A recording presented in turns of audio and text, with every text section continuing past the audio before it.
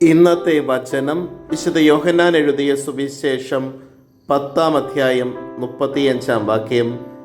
വിശുദ്ധ ലിഖിതം നിറവേറാതിരിക്കുകയില്ലല്ലോ. ദൈവവചനം ആരുടെ അടുത്തേക്ക് വന്നുവോ അവരെ ദൈവങ്ങൾ എന്ന് അവൻ വിളിച്ചു. കാരുണ്യവാനും സ്നേഹനിധിയുമായ നല്ല ദൈവമേ, അങ്ങേ തിരുസന്നിധിയിൽ ഞങ്ങളുടെ ഓരോരുത്തരുടെയും പ്രാർത്ഥനകൾ സമർപ്പിക്കുന്നു.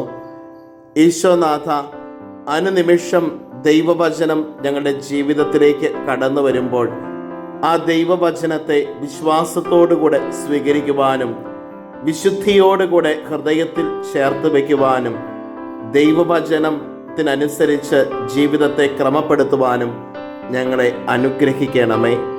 അമ്മേ മാതാവേ, ഞങ്ങൾക്ക് വേണ്ടി മാധ്യസ്ഥം യാചിക്കണമേ.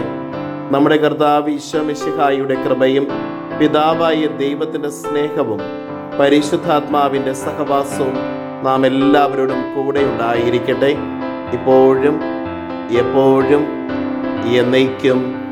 ആമേൻ. ഇന്നത്തെ നിയോഗം വചനം വായിക്കുവാനുള്ള കൃപയ്ക്ക് വേണ്ടി പ്രാർത്ഥിക്കാം.